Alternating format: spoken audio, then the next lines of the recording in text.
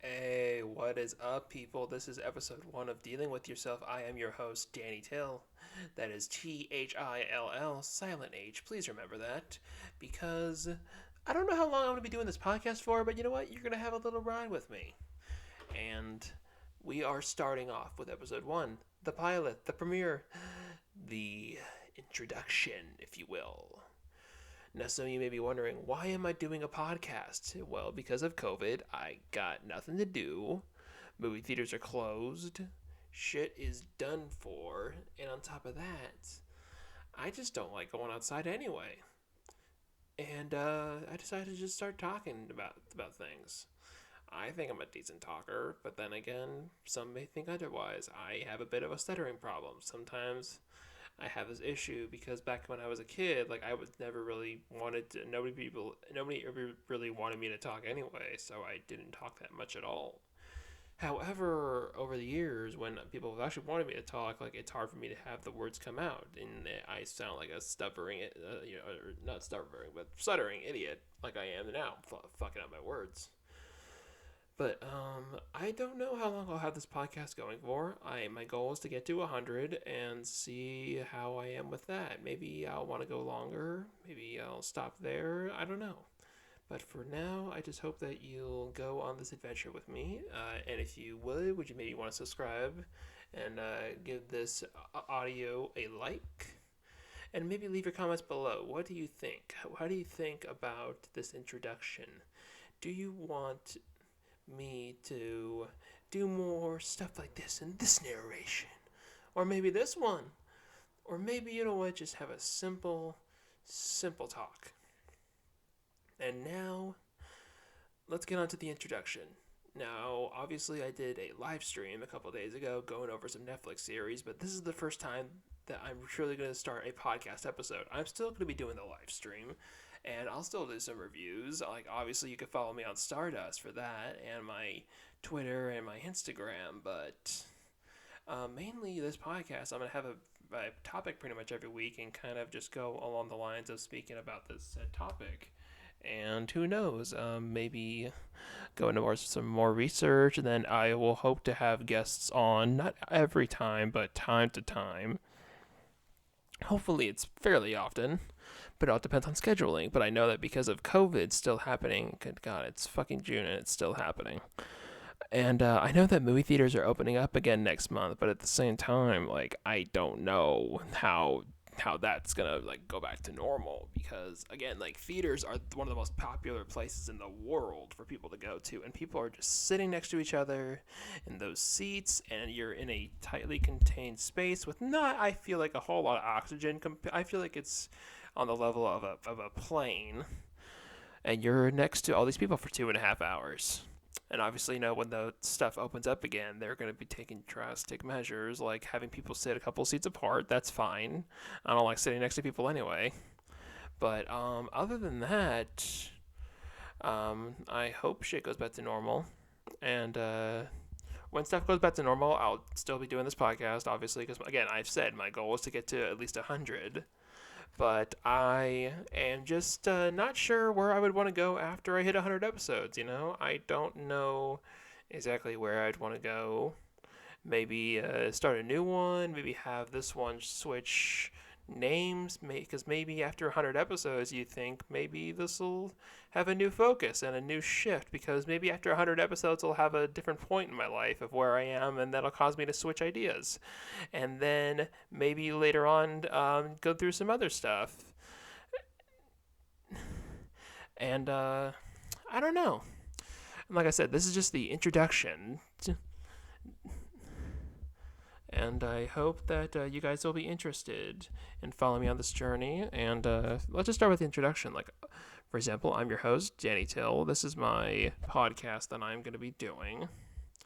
And some of you who are listening to this know who the hell I am because I've been talking about it for the last couple of weeks. Like, hey, I'm gonna start a podcast, and then yesterday I announced the name, which is dealing with yourself, and the cover art, which is just a picture of me, and then on the side is the cover art thing of like of a happy emotion and the sad emotion. It's the thing that you see on the theater. You should know what I'm talking about. It's fairly known images of what I'm discussing. And other than that, with this podcast, I hope maybe just get better at interviewing, get better at talking, better at delivery in regards to just how I speak. Because I'm also a comedian.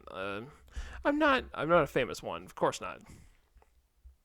But I started when I was 19. I've always wanted to do it, but ever since I was a little kid. But like Pete Davidson is the one that really got me to do it because I remember in my senior year of high school was his first year of Saturday Night Live, and I remember on that first episode, it was this kid on Update talking about just at first it was supposed to be like this thing of, hey, this dude strapped himself to a statue of Jesus, but then he just started talking about the how much would you go down on a guy for game.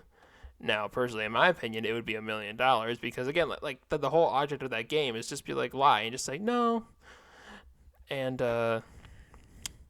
I just thought that was really funny, and I was always just a fan of his, and he truly was the reason why I touched the mic.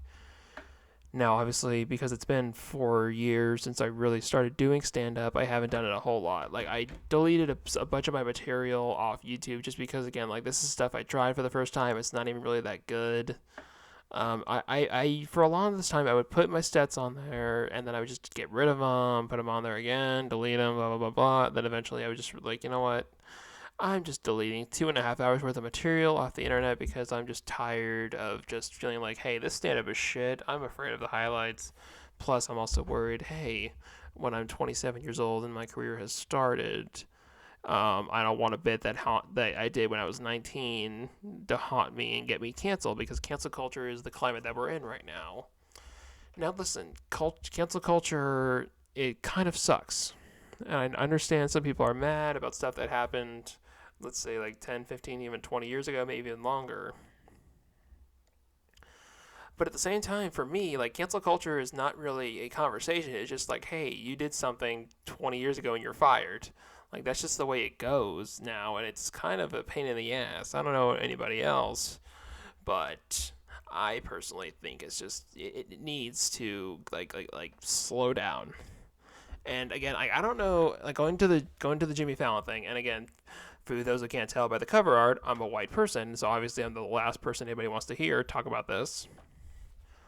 But knowing Jimmy Fallon's style and how he does his impressions, from what I understand, he gets the approval to do them from the people that he does them for. Like I know that Seinfeld gave his approval, Sandler gave his approval, so I'm guessing Rock gave his. And this opinion of mine may cause some people already to give me a thumbs down and to give me an unsubscribe. But again, like that's just my thought of like because again like the idea to cancel Fallon over a sketch that happened 20 years ago is a bad idea. But my thing is just he wouldn't do it unless he got the okay from Rock. That's the facts. And then on top of that, like my thing was just it's been on the internet for 20 years. Like I remember watching that like 4 years ago on the SNL app, and I was just like, oh fuck. I mean, the impression was kind of funny, but at the same time, it was just like fuck. So now I'm thinking when Jamie Kennedy is next, Jamie Kennedy has got to be next. And I don't know about you guys, but like for those who remember Jamie Kennedy experiment, you remember Virginia Ham.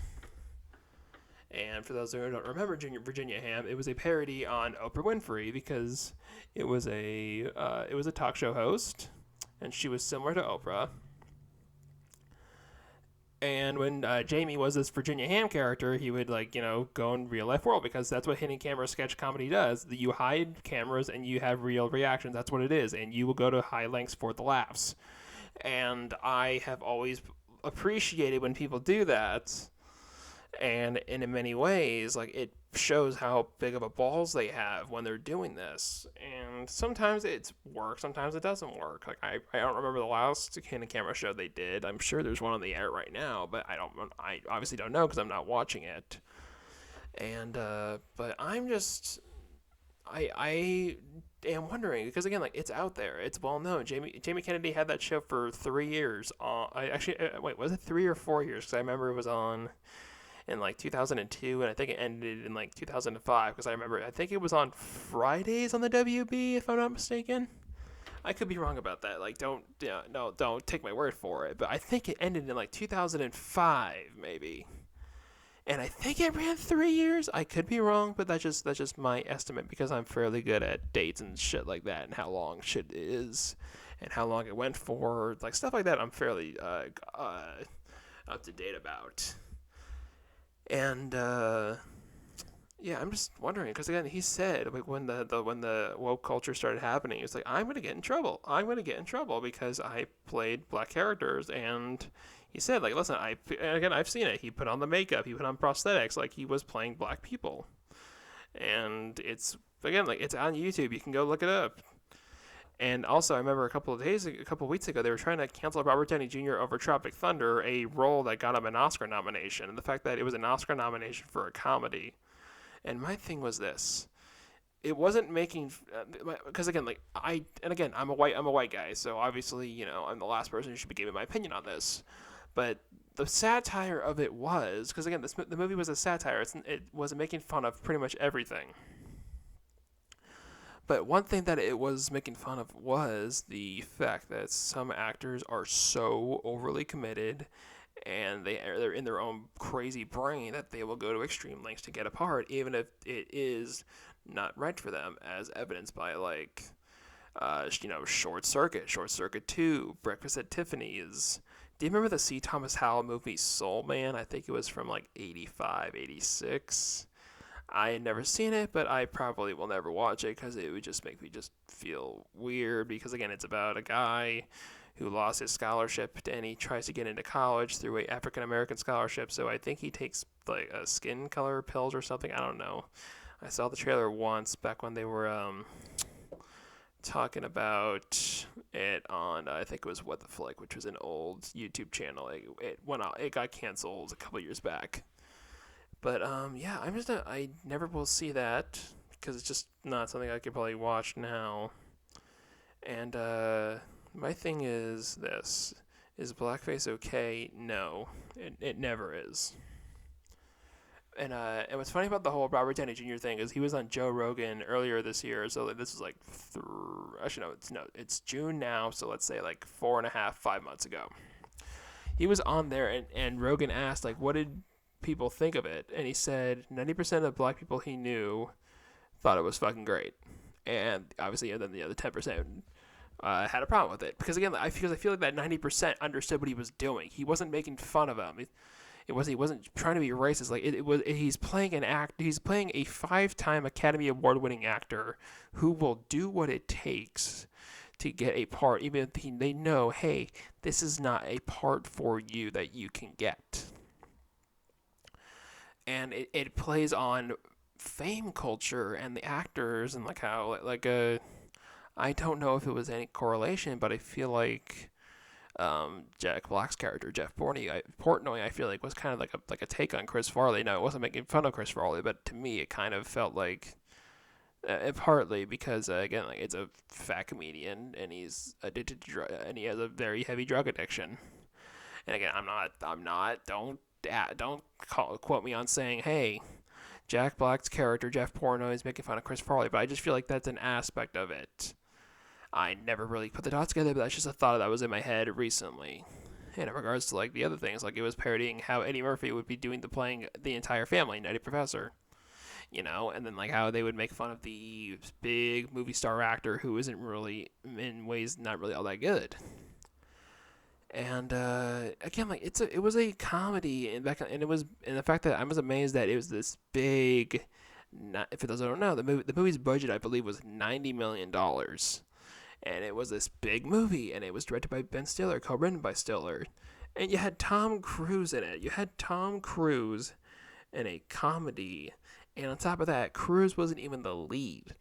When was the last time that Cruise was in a movie where he wasn't a lead? It's 2020, so I'm guessing the last one I believe was Rock of Ages, and before that, if I'm not mistaken, Tropic Thunder, and then before that, Lions for Lambs. But other than that, I can't think of a supporting role for him since, I don't know, man.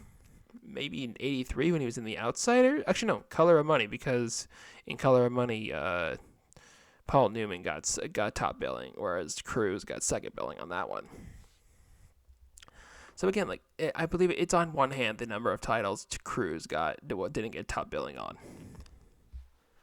but and then in regards to like woke culture, it's something that I feel like some people need to lighten up a little bit. But again, I understand some people are just not a fan of stuff that they did back in the day. But again, like times have changed. Like Eddie Murphy's Delirious, like a lot of that shit you can't really do today. But it's better than like what Shane Gillis did. And again, this is my opinion, because Sean Wayans talked about it on Collider Live last year, where he was talking about, and Christian Harloff was talking about like the stuff that he said, and then Sean Wayans said said something right, where it's like, well, that's not a joke, it's a statement. Because again, because Sean and Christian were talking about like because they were explaining it, and he's like, yeah, I'm just trying to find the hook. Like, even if it's a joke that you don't think it's funny, at least you have to at least appreciate, like, listen, I don't agree with this joke, but at least like he was trying, or they were trying to have a setup. The main thing is when you have a joke, even if it's fucked up, you need to have a setup, have a halfway point, and then deliver the punchline like bam. And it may not be something that you agree with, but if it sticks to landing, bravo.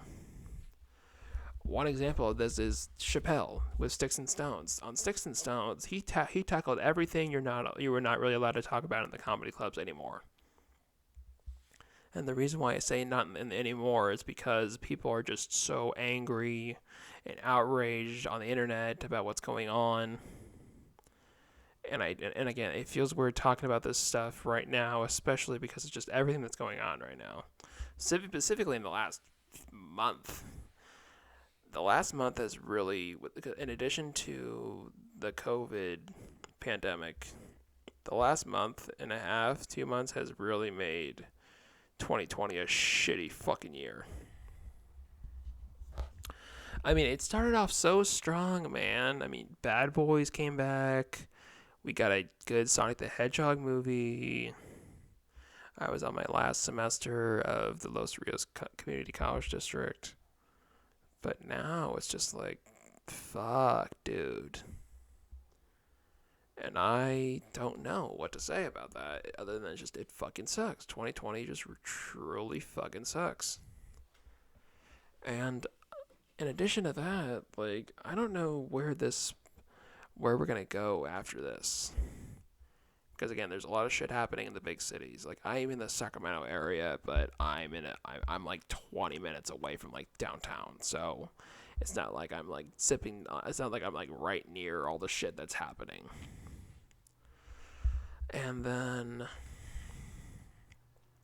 damn, I am amazed that it's only been like 18 minutes. I thought it was shorter than that. I was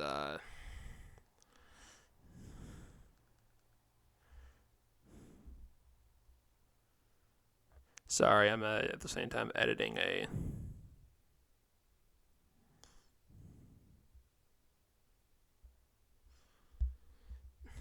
sorry, I'm just editing a fucking thing here.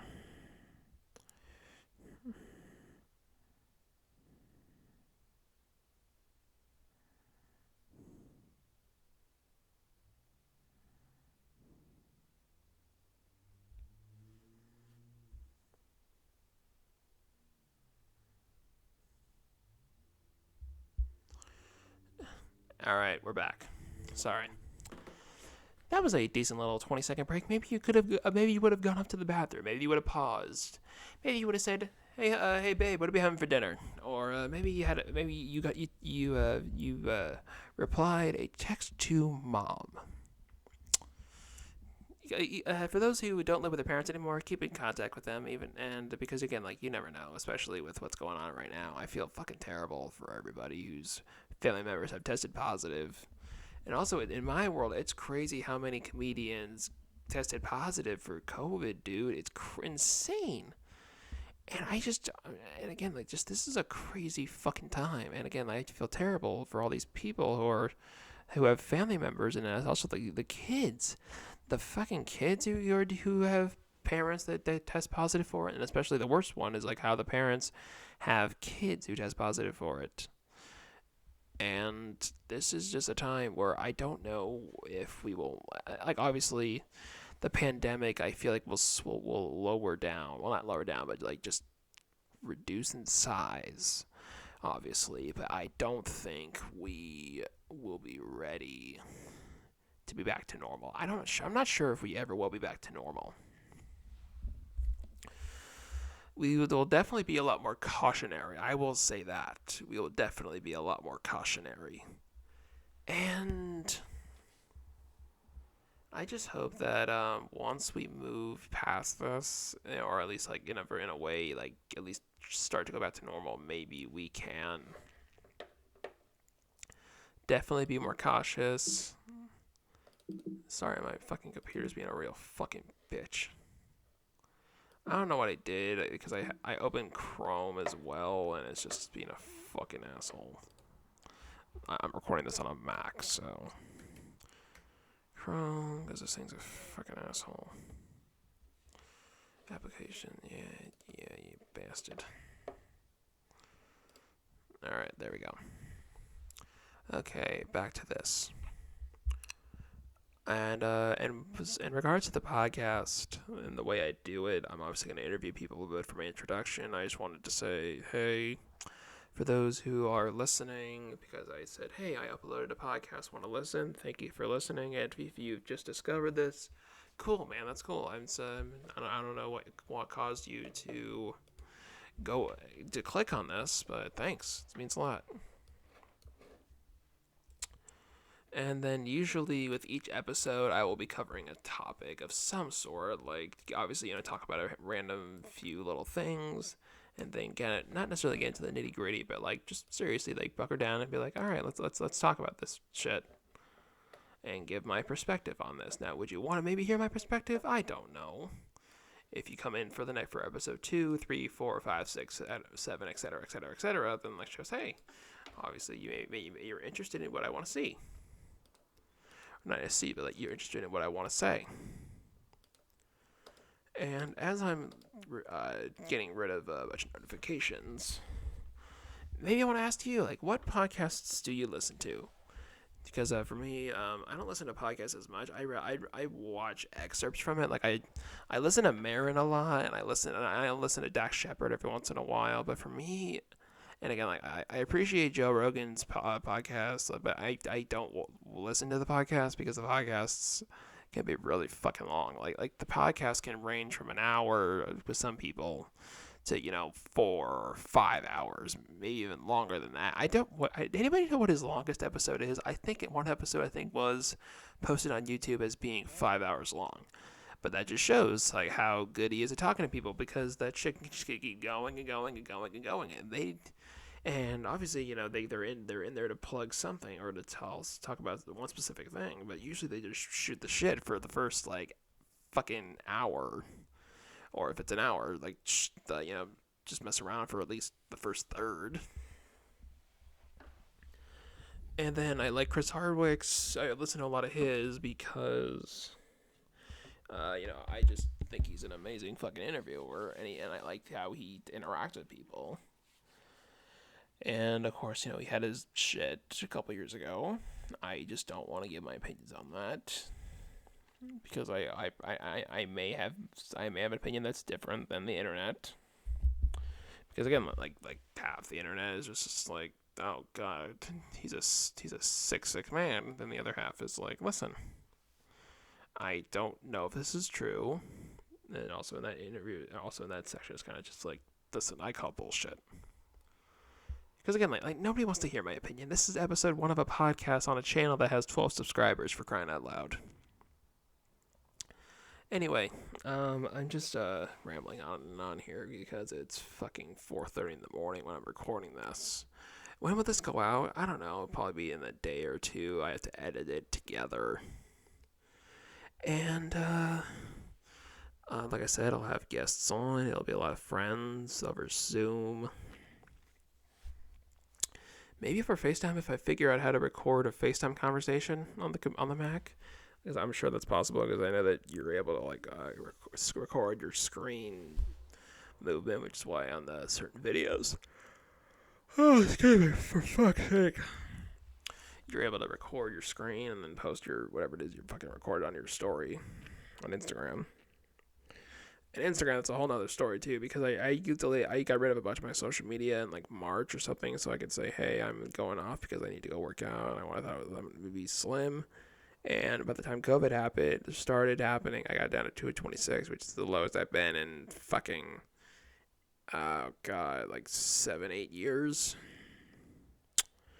But because I was doing so much shit in the gym, and then the COVID closed the gyms down, and I wasn't doing as much as I used to, I've gained like 10, 12, 14 pounds at the most, which is terrible in 3 months. It shows like, hey, you have not really been as active, which is why for the last few days I've been walking around. And then Judd Apatow said something to where like how he lost 12 pounds because he was just doing these 2-hour walks in his neighborhood.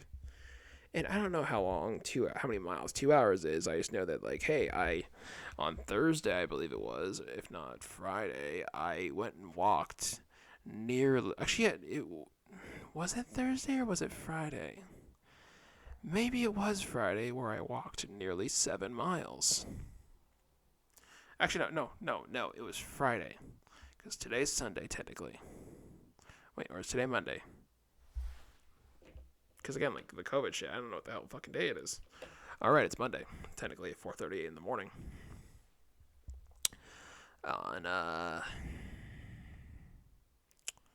Fuck, lost my train of thought. Shit. Alright, so yeah, on Friday I went and walked nearly 7 miles, and then on yesterday, on Saturday, I walked like just over 5.5, I believe. And then today I did like 5.13 miles. The main thing is get over 5 miles and 10,000 steps. But according to my step counter, 10,000 steps gets me like 4.43 miles. Let me look how many steps are in a mile.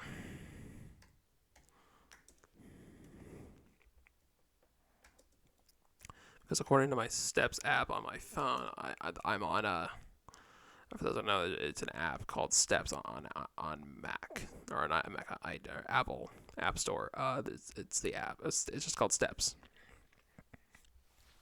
Purple logo with the shoe in it.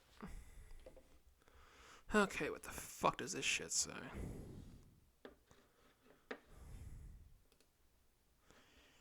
Well, alright, there's this thing by height. So I'm 6'3". And it says 2,000. Actually, I'm between 6'2" and 6'3", so let's go. It's between 2,073 steps and 2,045. So let's meet in the middle and say 2,059 steps a mile. And yeah, that kind of makes sense because I get around 4.43 miles in the 10,000 steps. And remember when people were saying, "Hey, you got to do 5 miles of cardio a day"? But now they're saying just do 10,000 steps. Anybody ever know why all of a sudden they were doing the 10,000 steps thing? Like I didn't hear about the 10,000 steps since until I was like in senior year when Mila Kunis was on Conan talking about exercising after she just had her kid, and she was saying how like she needs to get to 10,000 steps every day. Maybe did that start with a Fitbit? Somebody comment on in this comment section of like did that start with a Fitbit or not. And in addition to that, getting fit in the COVID pandemic is hard. Obviously, yeah, you can have your ways, but again, like when you're a fat person, like you have to realize, hey, listen, you can't go to the gym where you can use this heavy, expensive equipment. You have to improvise, which is why I bought a thing of resistance bands, and they came in a nice little package. Obviously, I've been doing like the curling, and then how you like when you do the squat and you push up, and that resistance is pushing you down. But one thing I'm gonna do is because they have this piece that came with it where you attach the bands to it, and then you're able to put it on the outside of the door, and then close the door, and you're able to do some shit on the wall. You know, like how you have the band and you're able to like put, like lean back, pull it, and stretch, do that shit. And let's see, time wise, we're about to hit the 3, 2, 1, 30-minute mark. We are at the 30-minute mark, folks. And because it's only episode 1 and this is the introduction episode, I'm going to fairly cut it short, so we may go another 5 to 10 minutes. And let's just introduce myself a little bit. Let's just ask what I'm all about, or say what I'm all about. Fuck, man, it's tiring right now. Out of curiosity, like, comment below. Like, can you hear this shit? Because on my audio thing, it's fucking going crazy. Because you know how, like, in the school gyms, like, you do that bump, bump, bump, bump, bump, and then you hear that. But yeah, I've always wanted to be a filmmaker. I work in the business. I've always been captivated by film and television, and I've always just wanted to be in that business. And of course, my parents, specifically my mom, told me when I was a little kid no, because I guess her main reason, normal childhood, and also because she didn't want me to get molested and get hooked on drugs like a lot of the '80s child stars. Like, I don't know about you, but I just feel like the '80s just fucked everything up for wannabe young actors, because all that shit came out about the stuff that happened to them. And hopefully after film school I'll move to Burbank and get a job on one of the lots and then get my foot in the door that way, and then just that way I could be around these people. Then hopefully go on auditions and get a manager and representation and start doing more auditions, and hopefully I'll land a part. Because my goal in regards to acting is to maybe do a sitcom with a live studio audience, because I think I personally have good comedic timing when, you're in a scene or when I'm on the stage or just any of that shit. I just think I'd be really good in multi-camera format. 3 cameras, live audience of like 200, 300 people. And it's shot, like I said, on 3 cameras. It airs, maybe I do a sitcom. I would love to do a sitcom that aired on one of the networks or on Netflix, because specifically with Netflix, if you have a tiny film or if you have an idea, go to Netflix first, because they'll give you the money. They'll let you do whatever the hell you want. Just they give you a check, and then they make little notes on shit that you've already fixed. So yeah, they're a good way to go. In my opinion, like if I was directing something that's very small, not a whole lot of budget, they can't really have the time to record or not record, but like just like put in big theaters, because obviously the big IPs like a Star Wars or in the next like 3 or 4 years, or actually no, 5 years, Avatar. Sorry, James Cameron, but like how is the next? Because we've been waiting forever for the next sequel to Avatar. And from what I understand, back in like 2017, Zoe Saldana was like, I have read the first 3 scripts. They're amazing, blah, blah, blah, blah. Well, you just have to wait on Jim, or like wait until Jim had, because Jim's a perfectionist. So I don't know, maybe he's had all this time. He's spent, 9.5 years of the last, since 2009 writing these screenplays. I don't know. I just knew that Sarah Connor's Chronicles creator worked with him on the second one, and I think the third, if I'm not mistaken. And he's doing that shit. But back to what I was saying about small movies, I'd say go with Netflix in my opinion, because if you realize like, hey, you have a tiny film that people may or may not see it. In my opinion, that's just because I have low self-esteem and I don't really trust myself as a filmmaker yet. I would go with Netflix that way. It's less of a risk, and the only real like buzz from it is like saying, hey, critically, how's it doing? And then you'll have Ted Sarandos or one of those Netflix people tell you the numbers. And I was thinking back to Frank Grillo was on Collider Live last summer, and he was promoting Point Blank and also Into the Ashes, and he was talking about how his first movie with the company, through him and Joe Carnahan's production company War Party, they made Wheelman. It was an 81 minute car movie, where it's a driver. It's really well done. If you watch it, you should watch it. It's on Netflix. It's really good. But he was saying about how, like, I guess over the first year, because they had their first review last summer, and they were saying how the numbers are good. I think it was like you'd done like, I don't know, like they said like between 10 to like 30 million views over the last year. I don't know the exact number. I think it was between 10 and 30. I don't know. I don't remember the number because it's been a year since I really watched that. But he was saying like, yeah, like we had like 10 or whatever, how many million accounts watch this. And the budget on that movie was $5 million. They shot it in, I think, like 19 days. And they shot it very fast. And that's the thing with Netflix, too. Even if you make a movie for them, like, you can work on fairly any budget because they go for the tiny movies. They go for the moderate-sized movies. They go for the big ones, obviously. Do some of them land? No. Do some of them work pretty well? Yes. Like, for example, The Irishman. It's long, but it's a fucking masterpiece. Six Underground. It's fun. I call it Michael Bay on crack. That's the 4-word review that's the easiest review for a movie. If you ever recommend somebody Six Underground on Netflix starring Ryan Reynolds and written by Rhett Reese and Paul Wernick, they were to ask you, what is this movie? Say 4 words. Michael Bay on crack. That's what you should say. And now, like yesterday, I watched Spike Lee's new movie, Defy Bloods, and it was fucking amazing. And that was done, I believe, on $35 to $45 million. Now, again, he was talking about how, like, every studio turned them down, and Netflix was the last shot. I know it was Netflix, but Netflix had a budget. Because I believe the budget for this movie was between $35 to $45 million, as it's posted on by Wikipedia. But he was telling about how, because there are flashback scenes, and he was hoping to do the de-aging technology like they did in The Irishman, but at the same time, it's hard. Because one of the reasons why The Irishman was so fucking long, or cost so much money, is, paying everybody, of course. But the main thing, though, was that fucking de-aging technology. Now, did the de-aging technology in Irishman work? It did to a degree, but some of it just didn't. Some of it just failed.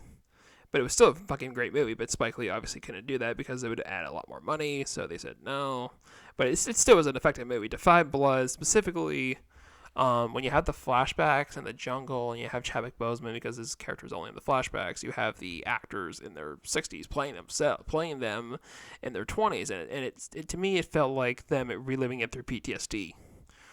And that's kind of how I read those scenes where they're in the flashbacks, and it's their 60-year-old selves in the Vietnam War. And Defy Bloods is 154 minutes, but watch it. It flies right by so fucking fast. And everybody in the movie is fucking amazing. Let me look at his name, because I've seen him in everything. He's a great character actor. He's the lead. His name is Charlie, maybe? What is his character's name? Yeah, I know it's on Netflix. Critically, it's at 92% on Rotten Tomatoes, 81% on Metacritic. I think if you're looking at a movie, go on Metacritic, because that's more of a trustier. Because Rotten Tomatoes is how much percentage of critics gave it a positive review, whereas Metacritic is a critical average with all the ones combined, divided with like the percentage divided by the amount of reviews. And Metacritic, it's 81, and that indicates universal acclaim. So yeah, the guy's name is Delroy Lindo, and his character's name was Paul. Yeah, right. His character's name was Paul. Sorry, Delroy Lindo. Sorry, Spike Lee and your fellow writers. But yeah, it was incredible what they did, and specifically on those technical achievements. But like I was saying earlier, the shit that they did with the actors not de-aged or anything, but themselves in the jungle, made it feel a lot more just not necessarily like intense, but it was just more just enthralling, because it made me think, hey, these guys are having a post-traumatic stress disorder moment where they're reliving these nightmares where they were in the jungle and they were around all this carnage, bullets flying everywhere, people are blowing up, and then interplaced or intertwined in between the film are these very graphic but honest photos about Vietnam and how it affected not just men but women and children. I mean, there's a picture, and I'm sorry to get so graphic, but you see a picture of a fucking baby, and it's shot up, and it's a little baby's or not even like maybe it's not a baby, it's like toddler, and its face is just all fucked up. The teeth are all messed up. It's horrible to look at, but at the same time, like, this was fucking Vietnam, and I think they got that aspect done well. Because one thing that Spike Lee does so powerfully is when it's like Do the Right Thing, or obviously Malcolm X, that was Malcolm X, but also with Black Klansman. Black Klansman, you can take such a heavy subject matter, but have a certain amount of lightness to it, and have a sense of humanity within it. Because Topher Grace said when he was playing, because he played David Duke, who's just a fucking evil human being. He's basically not only a supervillain, but again, he's just evil. But he was saying how like he would not have done that movie if it had not been directed by Spike Lee, because Spike Lee was the only one I felt that could truly handle that subject matter. And Topher was saying how like Irish what was I just getting on? Sorry, because again, like, I'm tired and it's almost 5 o'clock in the morning. I've been going for 41 minutes. But he was saying about how Spike Lee was able to handle this subject matter and do something really creative and inventive with it, and make it in a way to where everybody can watch it and not feel bad about one thing. He makes it to where everybody can watch it and they can all have this same reaction where it's just like, fuck. Like, that's an amazing movie, but just like, Jesus fucking Christ. And Defy Bloods definitely does that, and it's really good. I'm glad that Spike Lee made a movie for Netflix. Like, it just shows Netflix is fucking crushing. And I don't know when Red Notice is coming out, because obviously I think they finished like half the movie. And plus, this movie is costing like 125 to 150 million. So it's got Dwayne Johnson, Ryan Reynolds, Gal Gadot, written and directed by Ross and Marshall Thurber, who made Skyscraper, We're the Millers, Dodgeball, Central Intelligence. This was supposed to be a Universal movie, but I guess Universal wasn't happy with the latest draft, so then Netflix got it. And I think that'll probably come out in like 2022, because again, like I just think because either it will come out in 2022 or very late into 2021, because again, they still have to go back, they still have to finish, and they still have to do I'm guessing if the budget is 150, you have to do all the visual effects and post. That's probably gonna take some time, so I'm guessing either late 2021 or early to mid 2022. God damn, I got a fucking notification on the computer, and that shit is loud. Let's turn it on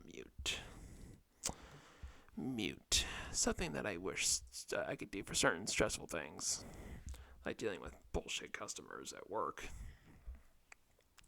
Obviously, I've worked for 3 months, but I was working at a movie theater in Folsom, where it was also like one of those dine-in places, and some of the customers should just be real fucking assholes. I'm sure everybody who's worked in restaurants deals with asshole customers, but because I worked at a theater in Folsom where 98% of the population of Folsom is just fucking douchebags, they think they can do whatever the hell they want. They think that they can treat us this way. Like, I'll say this about the Folsom moms who are like in their mid to late 30s, early 40s. They're wearing these, very tight dresses where their boobs are just pushed up, and they got these, like they truly, I could just tell like which ones are cheating on their husbands, which ones are fucking their brothers, which one secretly has a pool boy that comes by every day when the husband's not home. I'm not trying to be an asshole, but Folsom is still Folsom. And we are about to hit the 44-minute mark, and I think I'll wrap it up at 45. So, again, this is just me shooting the shit for episode 1. This is a fun experience, but it's weird doing it by yourself. I don't know how Bill Burr does it. I know Bill has interviews occasionally, but mainly it's just him talking. Now, obviously, like podcasts, you do the introduction, you talk for a second, then you cut to the interview. Hey, just out of curiosity, when you guys listen to podcasts, whether it's like Marin or Shepard or let's say, those two on the top of my head, or Hardwick, do you guys listen to the whole introduction, or do you just skip straight to the interview? Because I'm with talk shows, I'm more interested about the interview than the sketches and all that. And I'll leave you that. Comment below about your thoughts on that. And this was episode 1 of Dealing with Yourself, the pilot. All right, guys. Have a good rest of your day. Or in my case, it's fucking almost 5 o'clock in the morning. I'm going to crash, and then I'll come and edit this episode, and hopefully it'll be on YouTube in a couple of days. Adios.